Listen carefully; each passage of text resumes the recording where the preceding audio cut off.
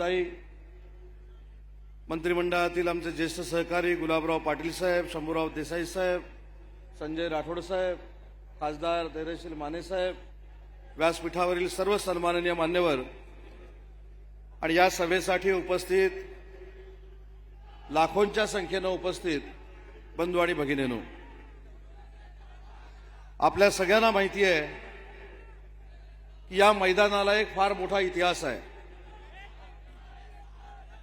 या मैदानावर वंदनीय हिंदुहृदय सम्राट बाळासाहेब ठाकरेंची सभा व्हायची आणि लाखोंच्या उपस्थितीमध्ये व्हायची।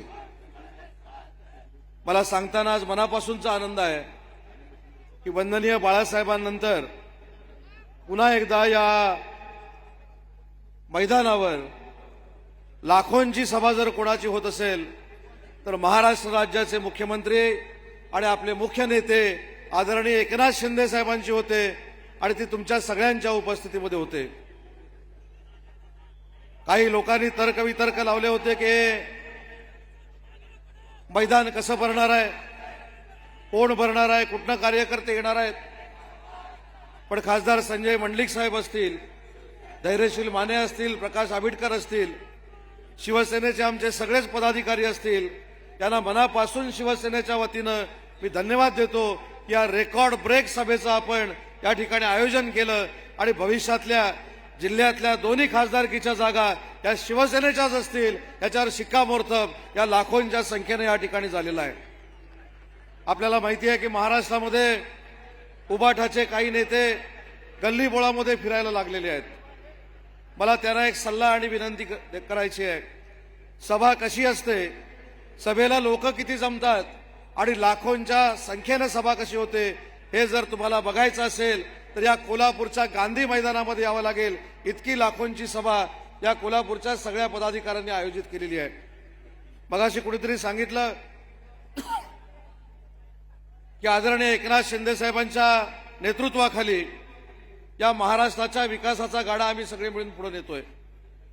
उद्योग क्षेत्र असेल, ग्रामविकास असेल, नगरविकास असेल, या सगळ्या क्षेत्रातल्या नागरिकांना विकासात्मक न्याय देण्याची भूमिका एकनाथ शिंदे साहेबांच्या नेतृत्वाखाली आम्ही सगळे मिळून घेतोय। मला आपल्या सगळ्यांना विनंती करायची आहे की आज आलेल्या लाखो संख्येनं शिवसैनिकांना विनंती करायची आहे की आजपासून एकनाथ शिंदे साहेबांना अभिप्रेत असलेलं शिवसेनेचं काम लोकसभेची आणि विधानसभेची निवडणूक होईपर्यंत आपण प्रत्येक गावागावामध्ये जाऊन केलं पाहिजे। विकासाची जबाबदारी स्वतः एकनाथ शिंदे साहेबांनी स्वीकारलेली आहे, परंतु जे एकनाथ शिंदे साहेबांवर टीका करतात, खालच्या पातळीवर येऊन टीका करतात, त्यांना त्याच भाषेत उत्तर देण्याचं काम भविष्यामध्ये शिवसैनिकांनी केलं पाहिजे। आपली ताकद जी आहे ही आपल्या विचारानं सिद्ध केली पाहिजे। कोणतरी काहीतरी शिव्या घालतंय याच्यापेक्षा जी एकनाथ शिंदे साहेबांनी विकासाची कामं केलेली आहेत ही लोकांपर्यंत आपण पोहोचवली पाहिजेत आणि एकनाथ शिंदे साहेबांच्या नेतृत्वाखाली महाराष्ट्र विकासात्मक किती बलशाली झालेला आहे हे देखील लोकांना आपण सांगितलं पाहिजे। आज हजारोंच्या संख्येनं महिला भगिनी देखील उपस्थित आहेत।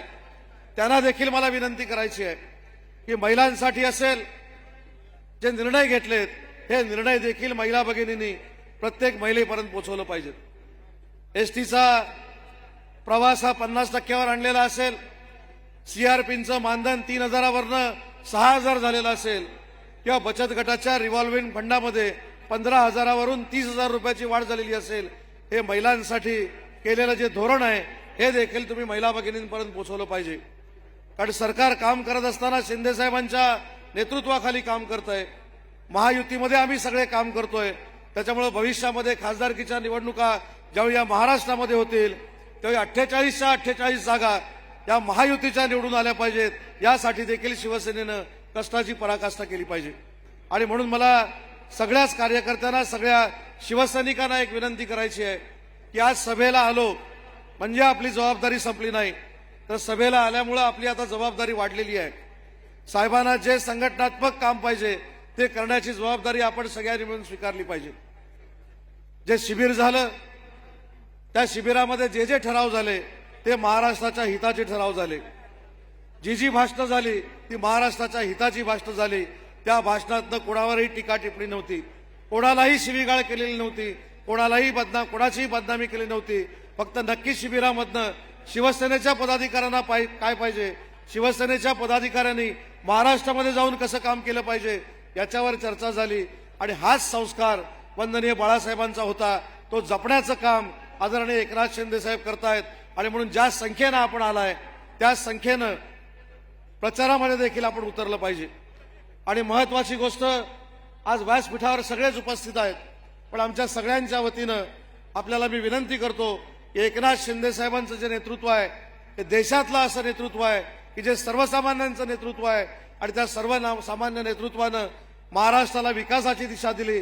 आणि म्हणून आम्ही सगळे अपेक्षा करतो की भविष्यामध्ये आहे त्याच्या दुप्पट ताकदीनं आपण एकनाथ शिंदे साहेबांच्या मागे उभे राहाल, एकनाथ शिंदे साहेबांचे हात बळकट कराल आणि ते आपण करावे एवढीच त्यांचा मंत्रिमंडळातील एक सहकारी म्हणून आपल्याला हात जोडून विनंती करतो आणि माझं मनोगत संपवतो. जय हिंद, जय महाराष्ट्र. देश विदेशातील प्रत्येक घडामोडींचे लाईव्ह अपडेट मिळवण्यासाठी आता साम टीव्हीच्या सर्व सोशल मीडिया प्लॅटफॉर्मला लाईक, फॉलो आणि सबस्क्राईब करा.